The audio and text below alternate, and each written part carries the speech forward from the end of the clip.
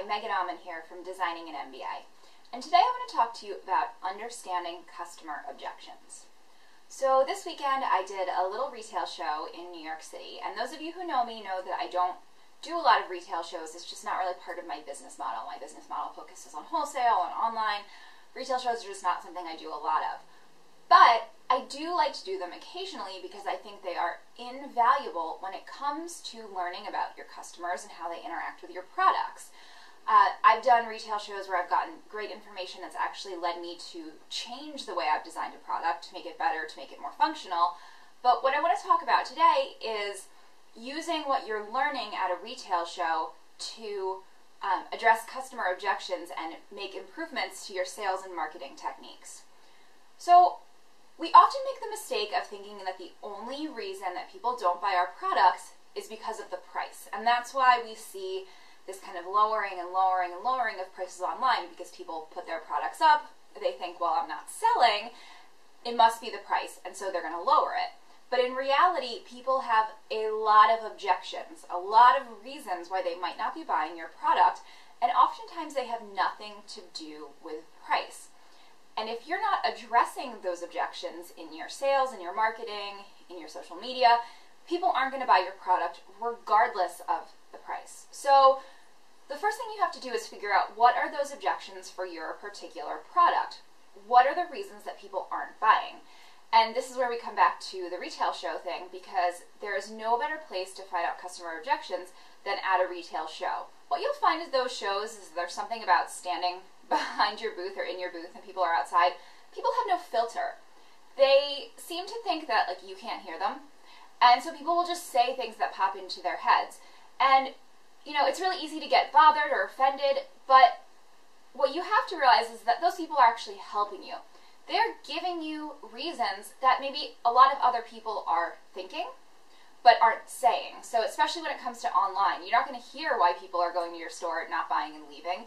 But I bet you that they are having a lot of the same objections that you're hearing from people at shows. So the best way to find out customer objections are to do a few shows. But if you aren't doing any shows in the near future, you can find out customer objections simply by asking people online. Now, the key is that you can't just ask, hey, why aren't you buying my product? Because people won't tell you. Instead, you have to get to the heart of, why they're not interested in having your product in their lives. So, you can start to ask questions like, well, if I gave this to you, how would you use it? Would you use it? Would you be interested in having it?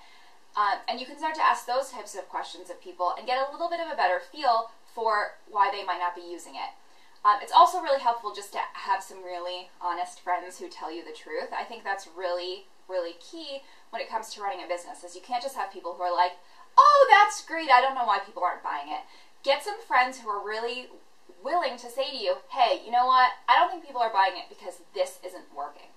So those are some ways that you can find out customer objections. Now, once you have an understanding of customer objections, the reasons people aren't buying, now you have to address those.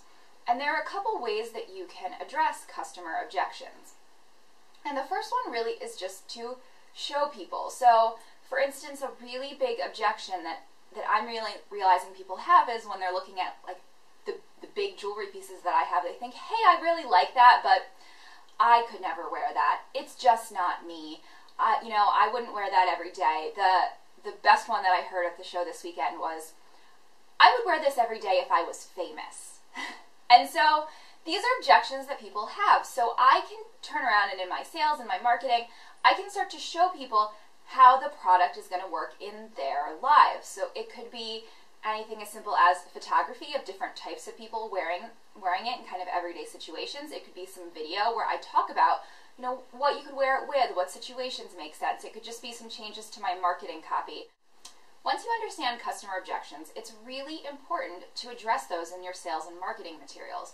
But you can't just try to appeal to someone's rational side of their brain. This is, I think, one of the mistakes we make. We hear a customer objection and we try to help them rationalize it. So if someone were to look at my necklace and say, oh, I can never wear that every day, the logical response might be, well, it's not really that heavy. Well, that's not really their objection. Their objection isn't a rational objection. It's more of a psychological, it's an emotional objection. So you have to think about the emotional triggers. why wouldn't they wear it every day? Is it because they're nervous about standing out? Is it because it just doesn't feel like something they should do? So try to think about the emotional triggers, the emotional ways that you can help people get over their objections, not necessarily the rational ones.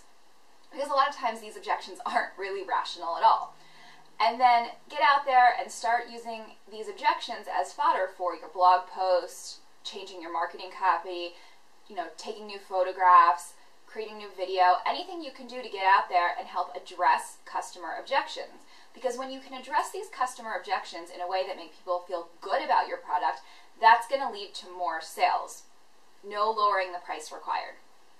So until next time, this is Auman from Designing an MBA, saying thanks for watching.